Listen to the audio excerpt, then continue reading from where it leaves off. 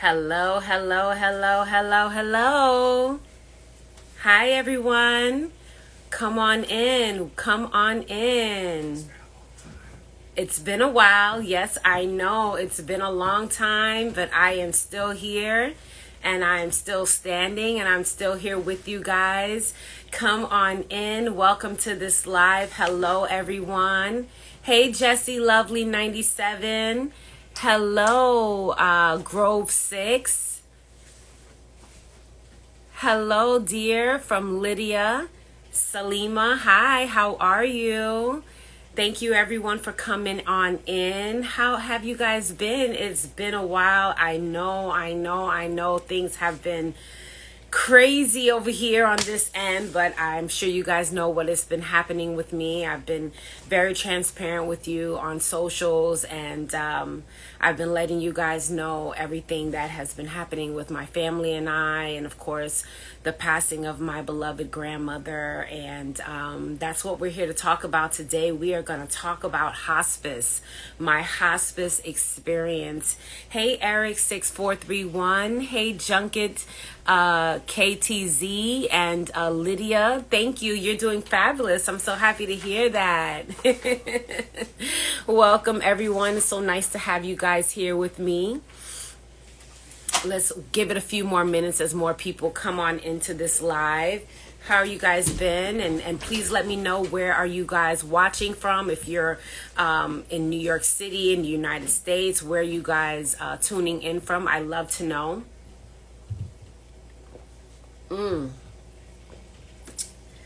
Thank you for making some time for me on this holiday weekend. I know it's a big holiday here in America. We are celebrating Labor Day weekend, so everyone is out and enjoying the festivities. Shout out to all my West Indians. That's right, I'm repping Haiti all day. Yes, I am Haitian.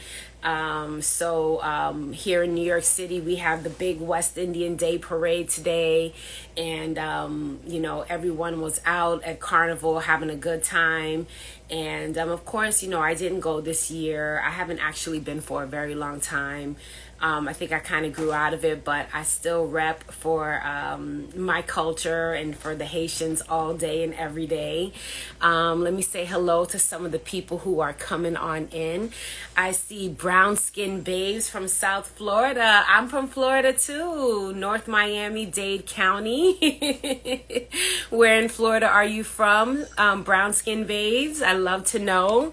We have Kimberly Anthony, Chi-Town in the house. Yeah, Chi-Town. I'm from Hawaii. Miss you, mama, so much. Oh my God, Lydia, thank you. I miss you too. I know it's been a while, but I had to take some time for myself and really just process my grandmother's passing and everything that has been going on in my life. And I really felt called today to come on here and to really talk to you guys about my experience with hospice. We're going to give it a little bit more time to let a couple of more people come in. I see Cappy Lady, January 11th from Maryland. Hey. My sister's a Cappy as well. She's January 3rd. Okay, Brown Skin Bays, Broward County. That's right. Pembroke Pines, Miramar. That's what's up. That's what's up. Of course, I know all about that. I used to live in Broward County as well. We have Carter 4457. Welcome. Thank you all for coming in and being here with me on this Labor Day weekend. It means so much to me that you guys are taking time out of your schedules and your family and just to come on this live. I really appreciate it, and I value it, and I don't take it for granted. We have Junk Ruts from Pittsburgh, Pennsylvania. Hello there. Welcome. Thank you all again for coming in on this live with me. Have to drink my water. Stay hydrated. Okay, welcome guys. So let's just jump right in. So basically this live today is really about hospice and my hospice experience. So I want to give a disclaimer first and foremost. This is my hospice experience that I'm going to be speaking on today. This is not a general hospice experience. This is just my specific hospice experience with my grandmother, what I went through, what I experienced with hospice nurses and the hospice care in totality. So I just want to let you know that your hospice experience with your loved one may be completely different. That I do not know. All I can tell you is what my experience was, and I hope that this live will bring some clarification for you, will help you to be prepared. If you are thinking about putting your loved one in hospice, it will help you to be able to decipher and discern if this is the right step for you and your family. It will help you to understand what to expect from hospice, how to prepare for hospice, because truthfully, oh, I'm sorry, June Krutz. That's right. You said June, not Junk. Thank you for the correction. I apologize for saying your name incorrectly, but I'm so happy that you're here with us. So like I was saying before, hospice in itself is an experience. So anyone who goes through the hospice process with their loved one, they each have their own individual experience.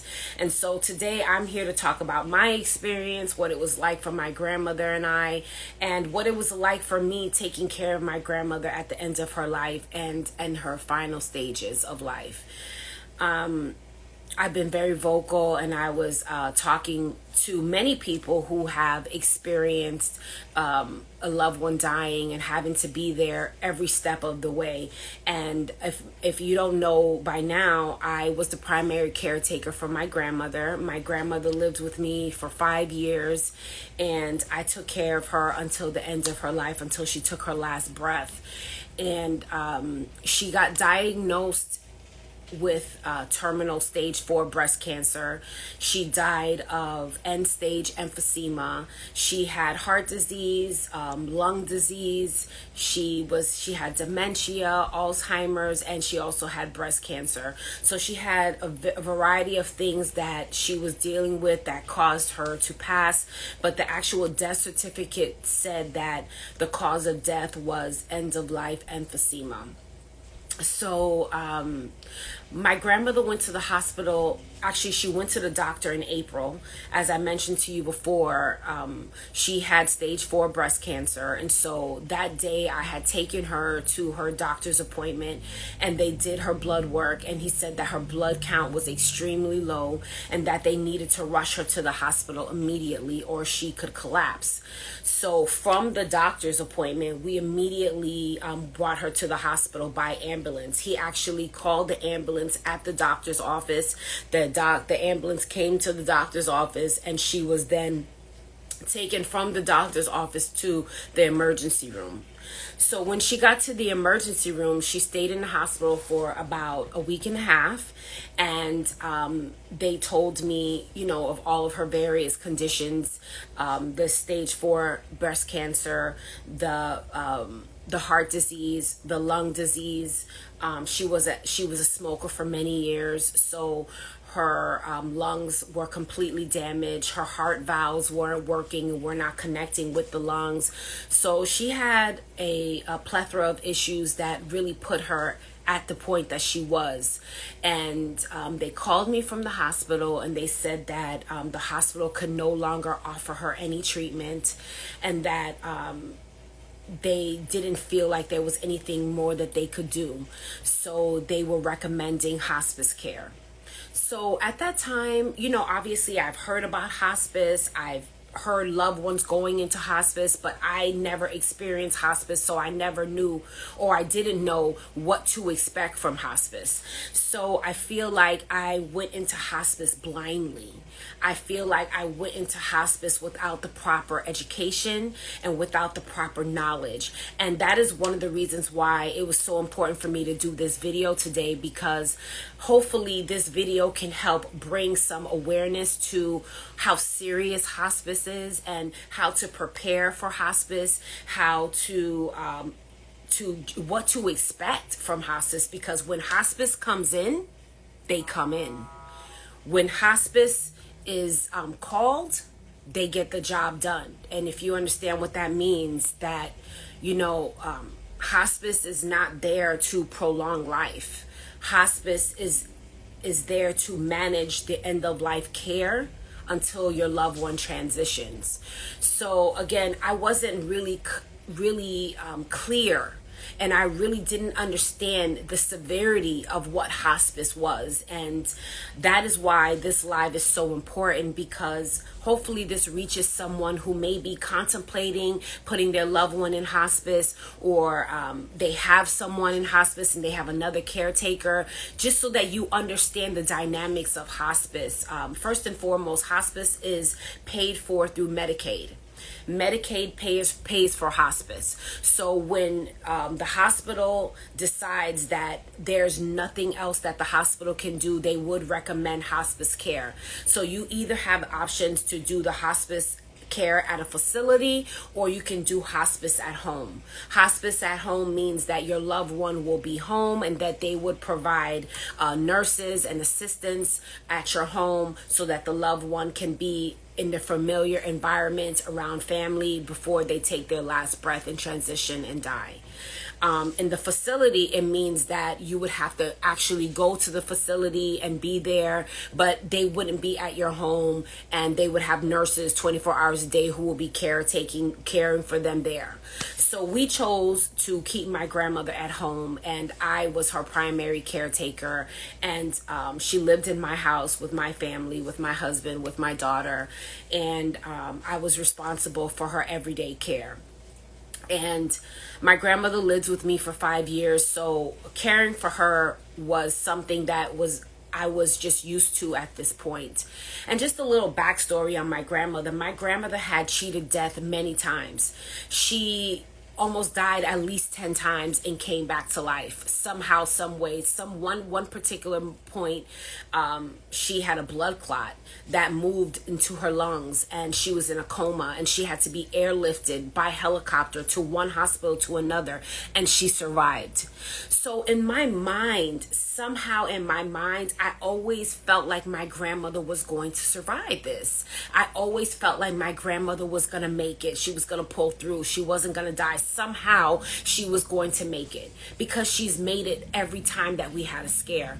Even my family, I felt like they weren't as concerned when I called and I said, listen, grandma's now on hospice care. They were aware. I told them, but I don't think that they really understood the gravity, or they took it as seriously as it was, because in our minds we thought that she was going to get better, and we thought that she was going to make it and survive just like she did all the other times. So in April, they put her in hospice, and I would say mid-April. And in May 4th to be exact, we had a big birthday celebration for her, and all the family came from all over to come and celebrate her. We gave her flowers. We told her how amazing, wonderful she was, what great grandmother she was. And I felt like she got a second life. And she was so happy, and she was just full of joy and love, and just couldn't believe that all of these people flew out and came to New York City to be with her and to celebrate her life. And she said to me, I must be going to die, because everybody from our family came to my birthday party. I'm probably going to die soon. And it was like she knew. And, it's still fresh for me. It's only been a month, so please bear with me if I get emotional. So in May, we had the big party for her. And the week after the party, she just declined. Like that. She stopped being able to walk. She stopped being able to talk eventually. She stopped swallowing food. She stopped eating. She stopped talking. And that's when I knew that this was going to take her out. because at no point did she ever stop eating, did she ever stop talking, did she ever stop swallowing. I knew then that this was serious, and the time was coming. And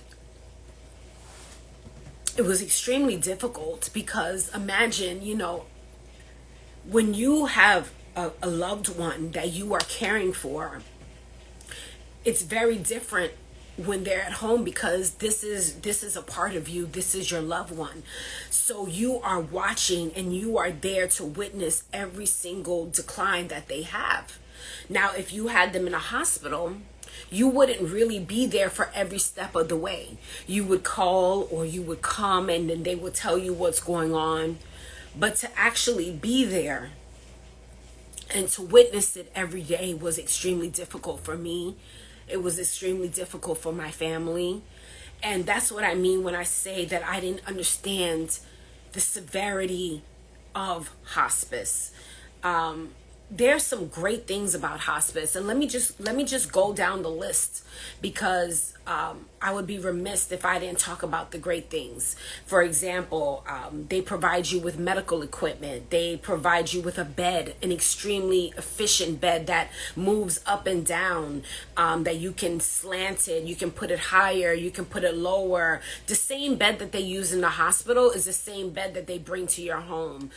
They provide you with a bedside commode. They provide you with wheelchairs, walkers, whatever you need, you name it, they provide you. They provide you with medications. They provide you with diapers, bed pads, any equipment that you need. They are really, really efficient with the supplies and the equipment and the medication. They even give you a 24-hour nurse on call that you can call if there's something going on. They even give you a chaplain. And to me, the chaplain was probably the best part of my entire hospice experience, but I'll get into that later.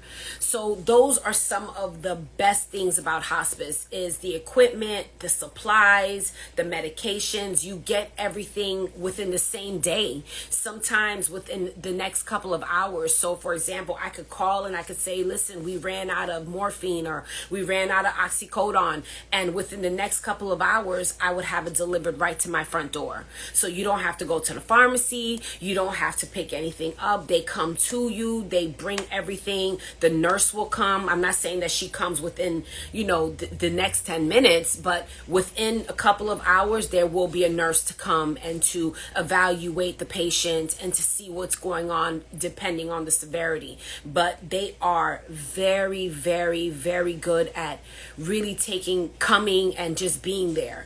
So those are the great things about hospice, and they do provide you with that exceptional support. However,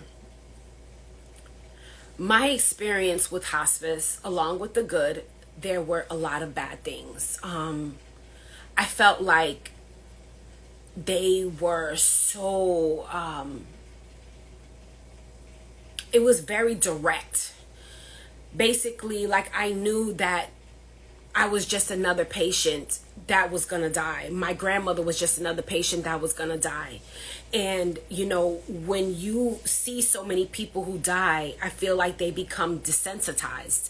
And at some points, I did feel like my nurse became desensitized, because I didn't feel like she was as compassionate as I needed her to be to help me get through this process, because I was the caretaker to my grandmother. So not only was I taking care of her, but there was an emotional attachment as well, because this is my flesh and blood. This is my grandmother.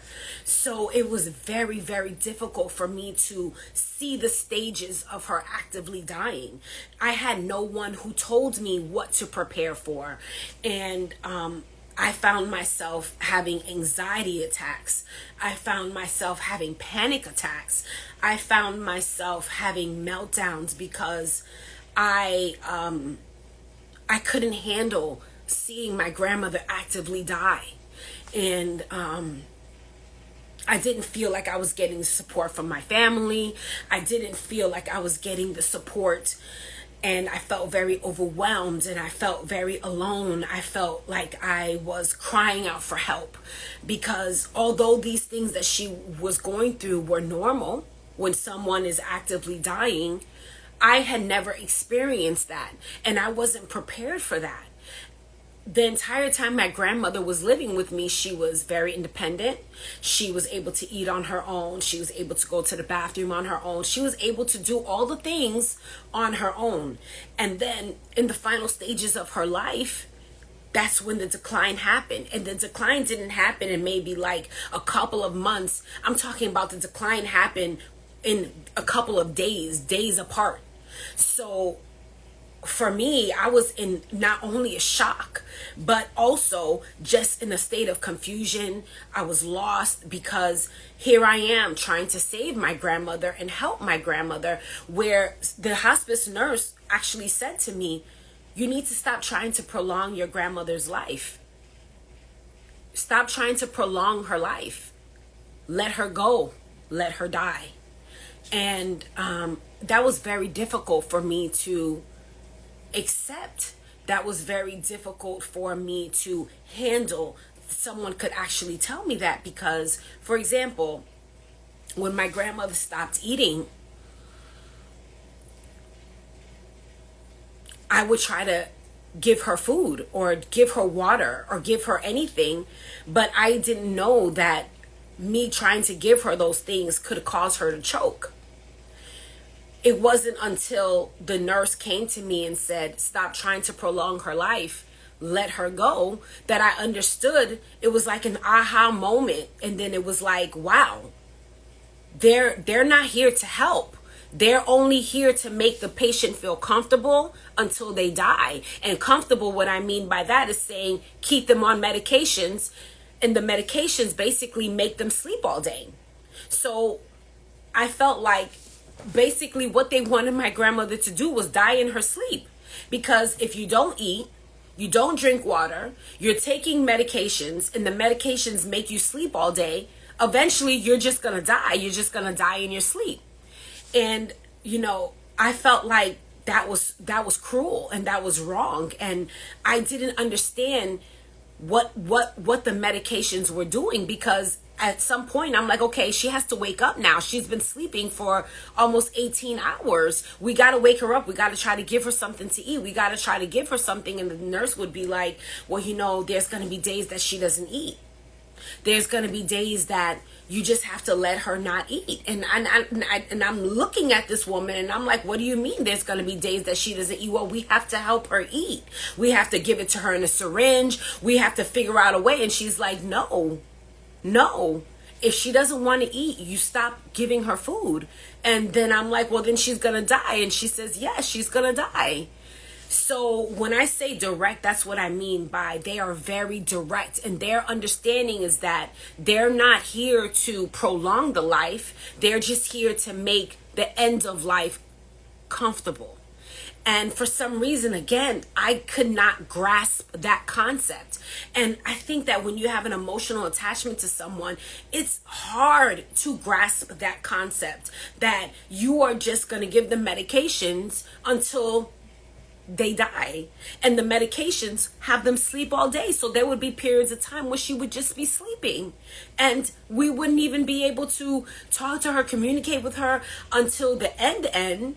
A week prior to her leaving, she just stopped. She became frozen.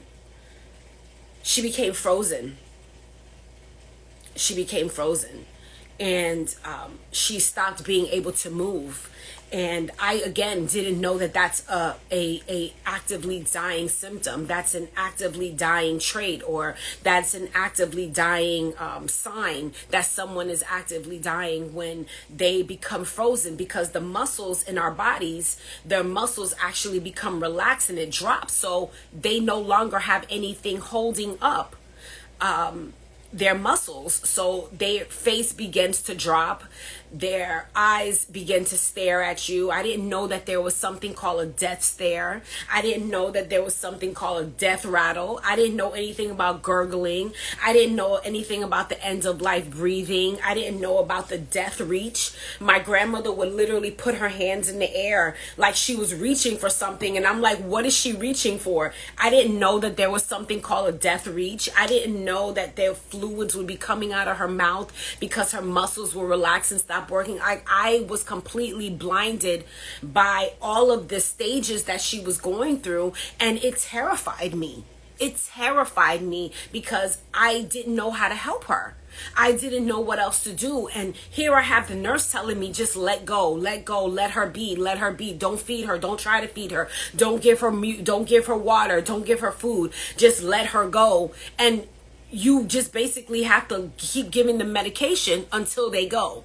So that's what I mean when I say that it felt cruel. It felt cruel. And now that I'm thinking about it, that's what they would be doing in the hospital. If we weren't there, I just had to witness it.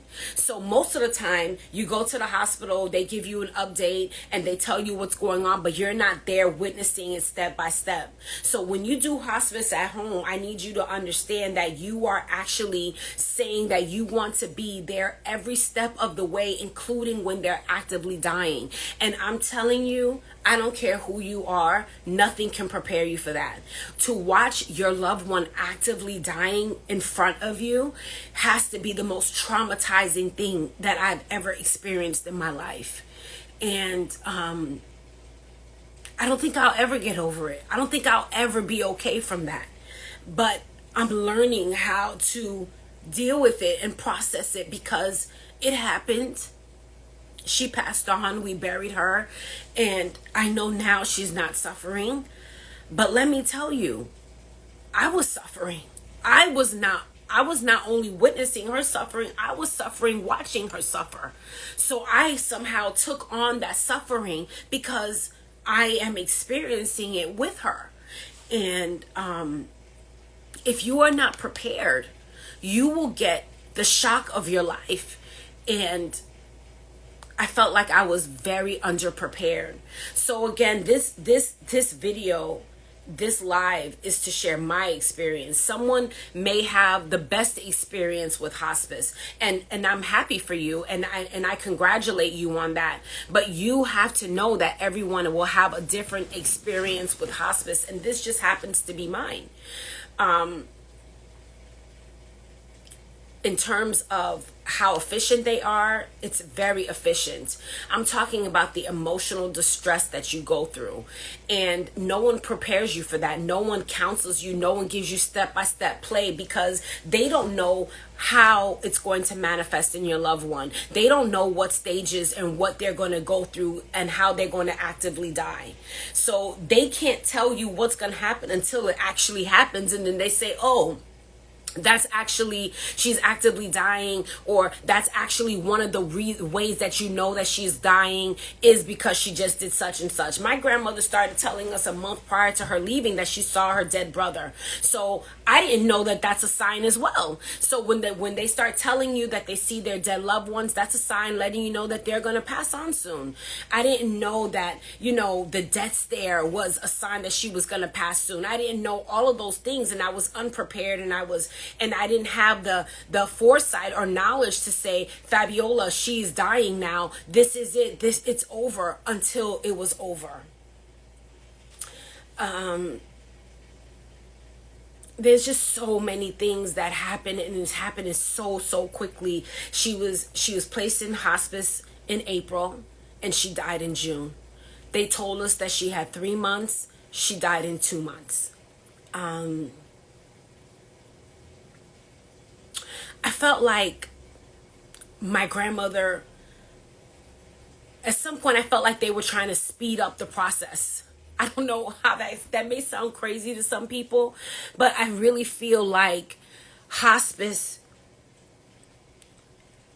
I felt like they were trying to speed up the process, to be honest. Like, that's just I'm just going to be honest. Like, I really felt like they wanted her to stop eating. And once they saw that she was stop eating, they were no longer willing to try. There was nothing that they were willing to do to help prolong her life. It was just managing the life, managing her pain. And how do they manage the pain? With morphine. And when they give you the morphine, your loved one sleeps all day. So it's a no-win situation, because if they're in pain, you give them the morphine, they sleep all day, they don't eat. If you don't eat, you don't drink, you're gonna die. So basically, in hindsight, the best case scenario for them is that the patient sleeps all day, 24 hours, and dies in their sleep. But my grandmother didn't do that. My grandmother had crazy symptoms, like, and it didn't happen that the way that they showed me that it was going to happen. It happened in her own way. And that's why I'm saying that hospice, basically, everyone will have a different experience, but you just have to be prepared for that experience. Some people leave hospice. Some people get better and they leave hospice and they continue living. But my grandmother got better maybe for like 2 days, and she woke up, she started feeling hungry, and she was like, oh, I'm hungry, give me some food. And we gave her the food, and we were like, oh my God, this is a miracle. She's gonna come back and she's gonna be okay, and we're gonna be able to get her off of hospice. That didn't happen either, and that's also another sign. So there were so many different parts to the hospice procedures in the hospice coming in, because they came in and they took over the whole situation. They come in and they take control. When hospice is here, know that shit just got real. When hospice comes, when you hear that someone is on hospice, this is no joke. They are here to see it through. And when I mean see it through to death. To death. And I'm just so used to someone trying to help her. And there was nothing that they were trying to help in any way. They were only trying to manage. And it just left me so broken, and so I just couldn't understand the concept of them not trying to help her. Let's go into some of these comments. I see a lot of you guys are making comments here. I don't want to ignore your comments. My mom had every sickness you mentioned your grandmother had. I'm so sorry, brown skin babes. She was diagnosed and passed 6 days later. I'm sorry. If I had to do it all over again, would you still choose hospice or no? Wow, what a question. And I really don't know. The best part of hospice was the chaplain. We got lucky, and God knew that we needed our chaplain, and she was heaven sent. She came in and she sang songs like Amazing Grace, and she really brought comfort not only to my grandmother but to our family, and she really touched me. And I know that we wouldn't have gotten that service if we didn't have hospice at home. And I felt like she created an environment with my grandmother where she let her know that she was going to go in peace. And I mentioned to you guys before that I'm Haitian, and my grandmother had said in Creole about 2 weeks before she died, she said, "Prends courage, mat mouri," which means that take courage, I'm going to die. I'm going to die soon. So I believe that she felt like she was going, and her body had started to shut down maybe 2 weeks prior to her dying. And she had completely stopped eating, stopped swallowing food. And I knew she wasn't able to swallow because we were giving her water, and we would never in a straw, and we wouldn't see the water go up the straw. So I'm like, oh my God, she has forgotten how to swallow. She has forgotten how to pull from the straw. And that was a clear sign that, death was imminent. And when that happened, it was like, okay, it's time to stop feeding her. It's time to stop giving her water. Just let her go. And I felt like that was cruel. And it was emotionless. And it was just too hard for me. And, when my grandmother was passing, No one tells you that when they die in your house, that you have to call the funeral home, and the funeral home comes to pick her up, and they put your loved one in a body bag, and they put they put a toe tag on your loved one. Again, we miss all of those parts when our loved ones pass in the hospital, because we go and then we leave, and they do all those things when we leave. But when they die in your home, you have to call the funeral to come and pick them up. When the funeral home comes to pick them up, then they put your loved ones in a body bag. Like, we actually had to witness them unzip the body bag. I can hear the zipper coming down. They took my grandmother off the bed. They placed her inside of the body bag. They put a toe tag on her, and we had to see all of that. So when I tell you the level of trauma that this has caused me, there are not enough words to describe it. And again, this was not something I was prepared for.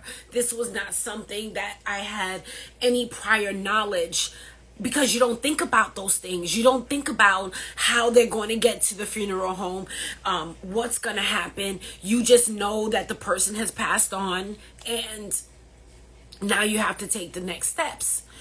And even when we called them after my grandmother had died, my grandmother died at 9:37 on June 28th, 2024.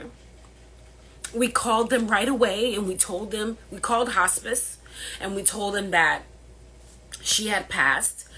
And they said, okay, we're going to send out a nurse to declare the death. The nurse came, I want to say around 10:15, 10:20. The nurse was extremely cold. She walked in. She didn't say hello. It was complete silence, because obviously my grandmother was there and she had passed. And she pulled out the equipment. She put it in her ear. She put it on my grandmother's heart, and she listens for a heartbeat. And I asked her, "What did you hear?"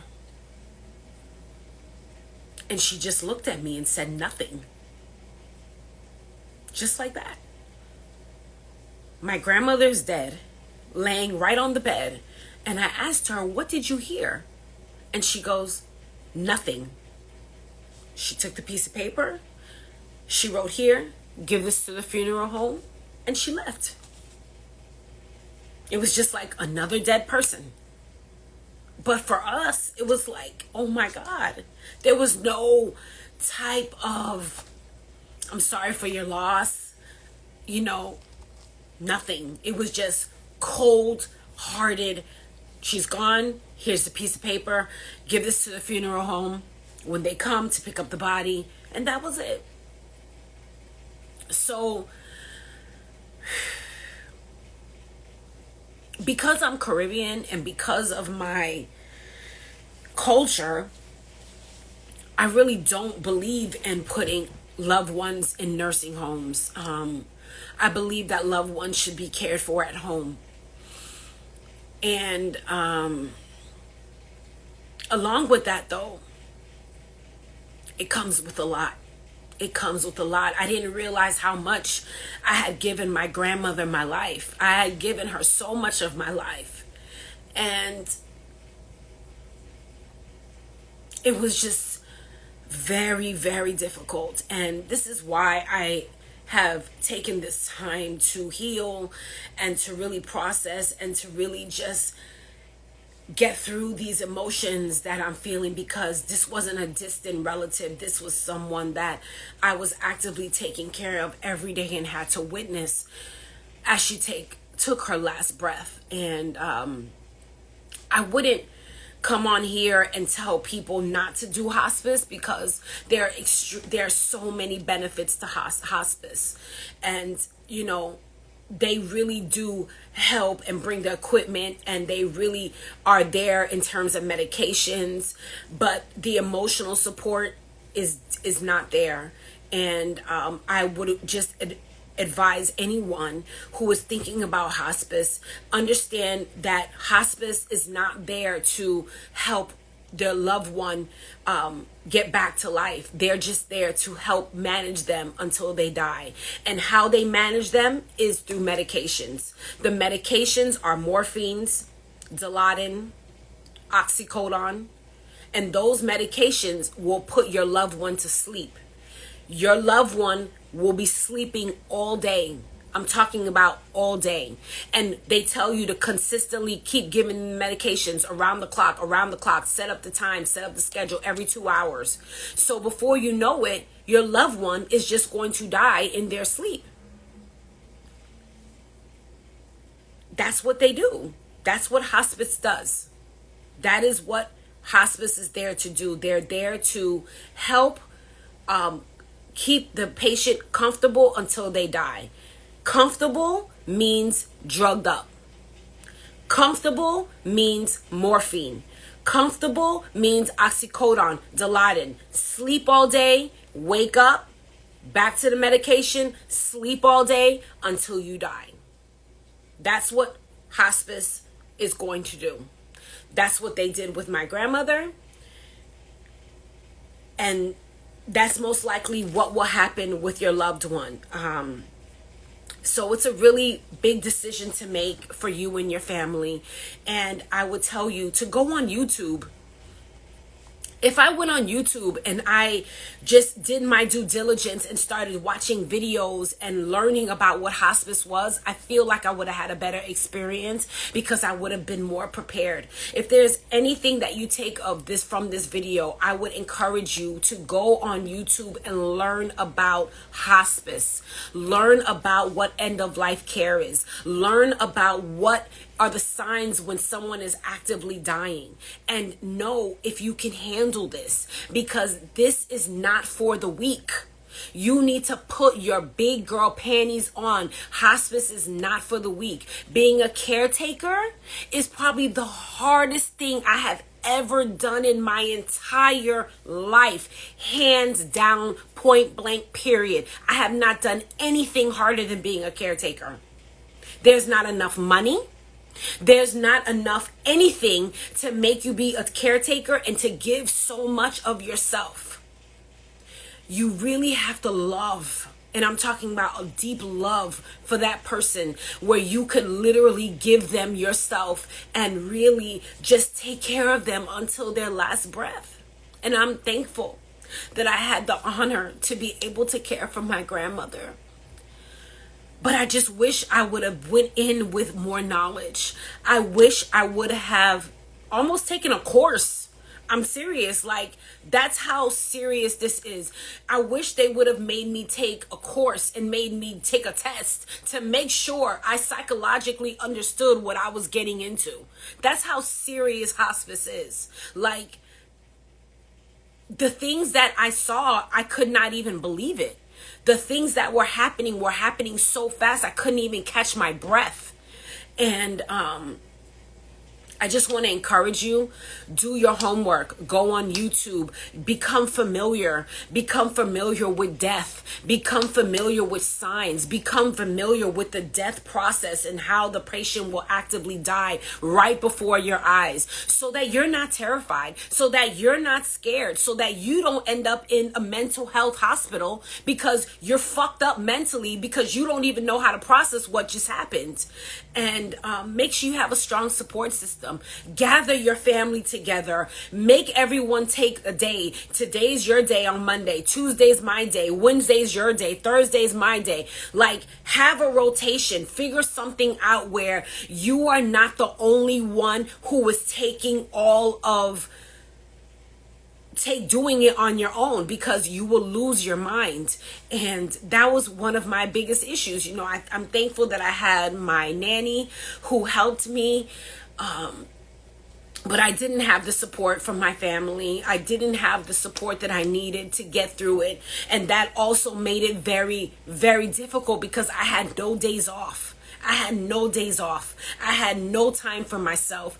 Even in the middle of the night, I was running to help her, to give her medications, to put her on oxygen, to give her breathing treatments. It was just, It was more than I had anticipated and more than I understood that would happen before my eyes. And no one should go into this blindly. No one should go into hospice care thinking that you will not be affected. No one should go into hospice care thinking that they can handle it on their own, because you can't. You can't. Especially when it's a loved one. You can't. You need help. You need support. You need people.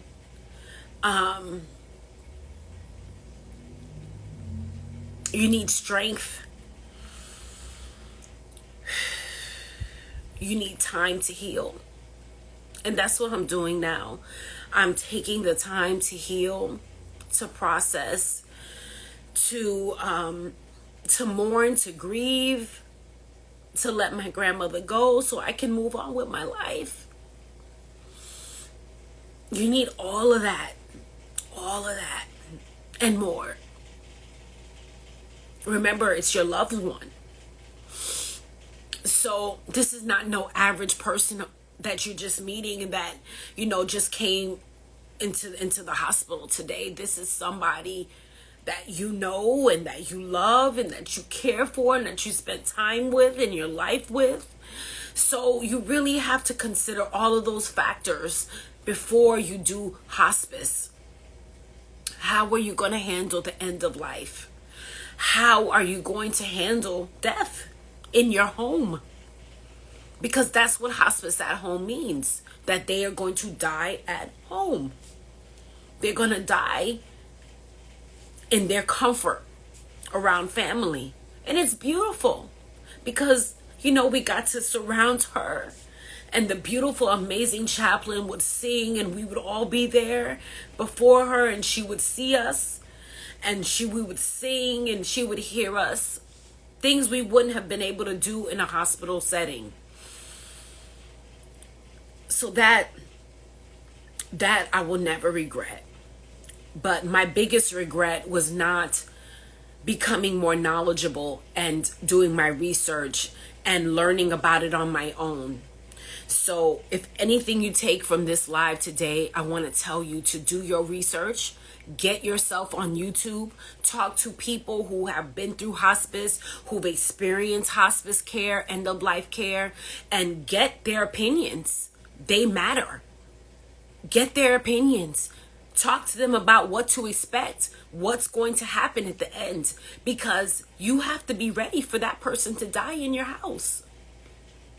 And it's not as easy as you think. It's not as easy as you think. So this video was really about awareness. This video is really about making sure that you understand how serious hospice is. Hospice comes in, they take over, and they see it through. They see it through death. So just understand the decision that you make when you make it. I would never tell anyone what decision to make, but just be aware and have full understanding and clarity about what hospice is and what it is not. They are not there to help your loved one get better. They are not there to repair, fix, cure, help. No. They're there to keep your loved one comfortable until they die. Comfortable means medicated. Medications, morphine, oxycodone, Dilaudid, those heavy drugs that will put your loved one to sleep all day is what they will be prescribing your loved one. So managing their sickness means medicating their sickness until they sleep. They sleep all day until they die. They will stop eating. They will stop swallowing. They will stop talking. You have to be prepared for all of that. Whew, I need to drink some water on that. Very heavy. Wow, brown skin babes, for the first time ever, I feel that someone can relate. I've never felt anyone understood my pain. And you know what, brown skin babes, if if I don't reach anyone else in this live today, the fact that you said that on this and you left that comment, I know that this live has made an impact, because I too felt like no one understood. I felt like no one understood what I was going through. No one came to help me. I felt like I was alone, overwhelmed, stressed. I felt like I was going crazy. Crazy. So I know. And I don't wish that on anyone. There were times where I second guessed myself, like, could I do this? Should I send her to the hospice care center? But I couldn't live with myself because I knew it was the end. So how could I send her to a facility in the end? You understand? Because it got so overwhelming for me to see her declining so fast. And all of the steps, she did everything. She stopped eating. She stopped talking. She had like the death stare, like where she stared into your eyes and she didn't even blink. Like her eyes were frozen. Her mouth was like that. And we became terrified. And I wasn't prepared for that. And again, these are the things that happen when someone is actively dying, because their body starts shutting down organ by organ, one at a time. So I'm so happy that you are feeling this live and you can understand, and I understand what you went through. And I hope that this live reaches someone who is contemplating and thinking about putting their loved one on hospice. If you do anything, I pray that you go on YouTube and you do research and that you become familiar with what happens and the process of death and what the hospice care team does. Wow, my condolences to you. Thank you so much, brown skin. There was no compassion. No, none. June again here. This is great and informative. I am 91 and experiencing all the ailments your grandmother went through. I'm just waiting my turn. I'm aware of all the steps I will have to go through. Oh my God, June.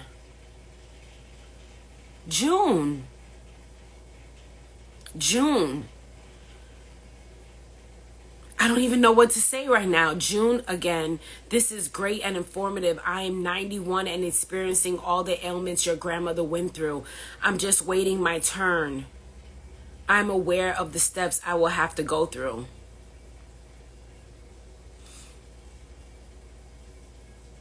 Well, June, I hope that you are surrounded by love. And I hope that you are surrounded by your loved ones. And,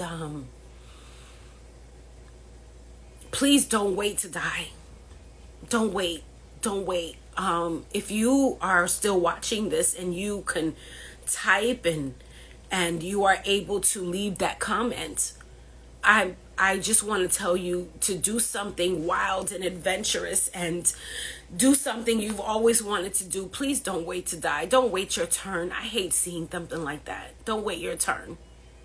Don't wait your turn. I would tell you to eat the best food you want to eat, have a drink, travel, do something. Please don't wait your turn. Don't wait. Live. Life is for living. Live. Do something. Don't wait. I know for sure that my grandmother wasn't waiting her turn. If she could have walked, if she could have talked, if she could have done any of those things, I know that she would have been fighting to stay alive. Please don't wait your turn. Please.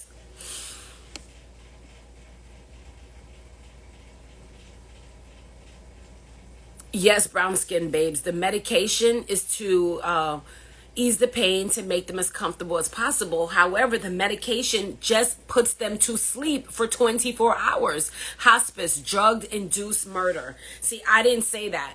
Saved to Serve 8 said hospice equals drug-induced murder. And I understand why someone would feel that way, because you're on these medications all day until you die. Basically, you're sleeping all day until you die in your sleep. If you stop eating, if you stop drinking because they are in fear that you may choke, eventually you're just going to die. They're not prolonging your life. They're not aiding you. They're not helping you.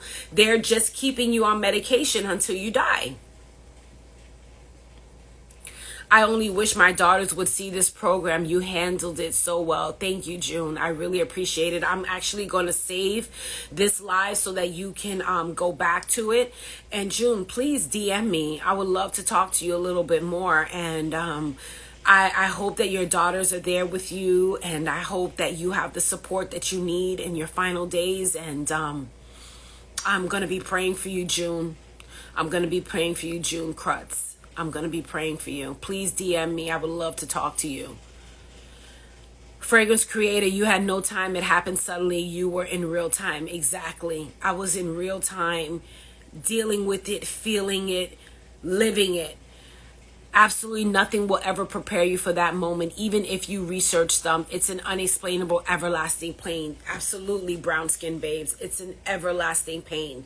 And I would have just liked to know what to expect. I would have liked to know how to prepare for hospice, and I didn't know. And so again, that's why I have done this video, is that somebody should get an explanation. Somebody should know what is going to happen. Somebody should tell you in advance, and I hope that this video is able to do that.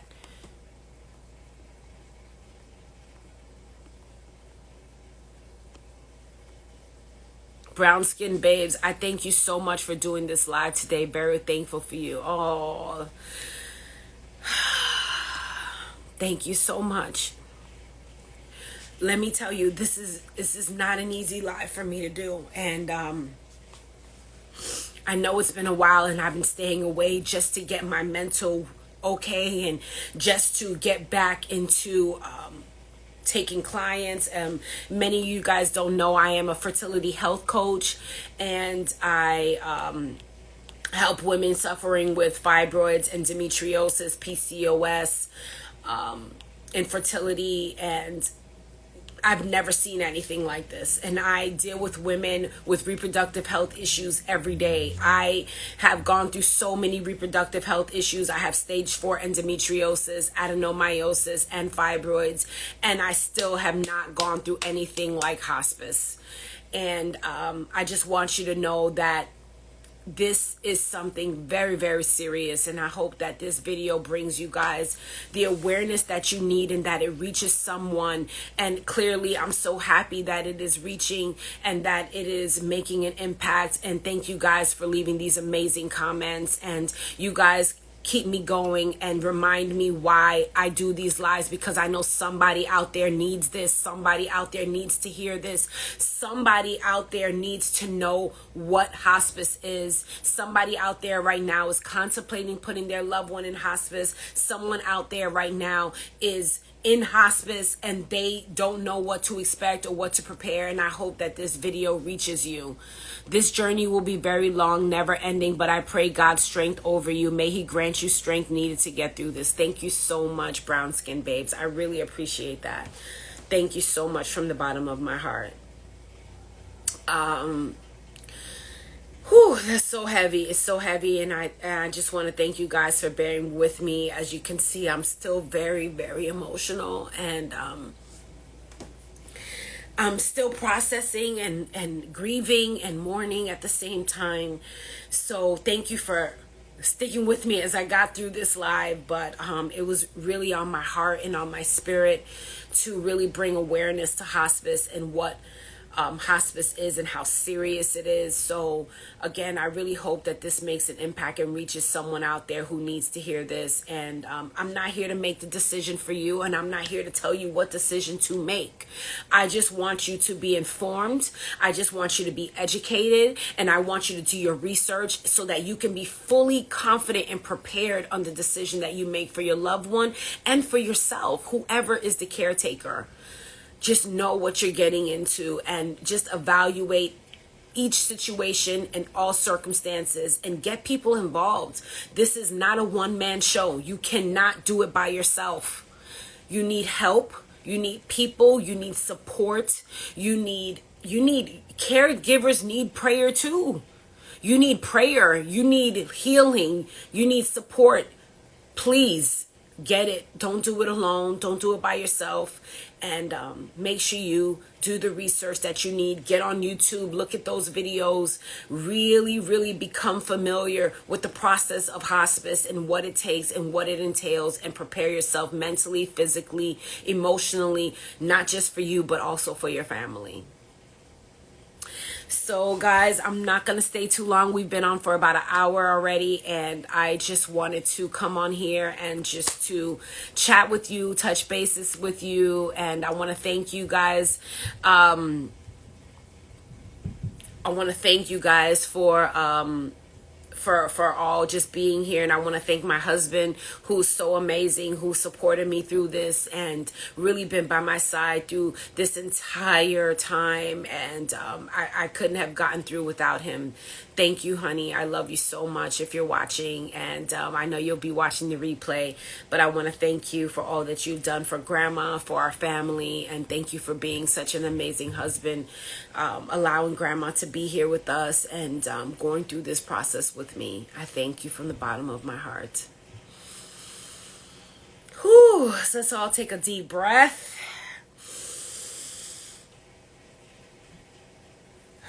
Let it out. Deep breath in. Because I find myself doing lots of deep breaths lately, because let me tell you, you need a lot of deep breaths to get through hospice. So just take some deep, long, strong breaths, gather yourself, get back to yourself. And that's what I'm doing now. So please continue to stay here with me, bear with me, and I'll be back very, very soon. And I'm going to keep putting out content related to my healing and to me moving forward with my life, and healing from grief and healing from the pain of mourning and losing my grandmother. So I just want to thank you all for being here with me again. Thank you. I know it's a holiday weekend, but you chose to be here with me, and I'm grateful to you all. And I hope that this live reaches people who need it and who need to hear it. So send this to your friends, tag your loved ones, whoever it is that's going through this and they need to hear the real about hospice. Send them this video. I love you all. Thank you for being here. Have a good and great, phenomenal evening and weekend. Love you guys.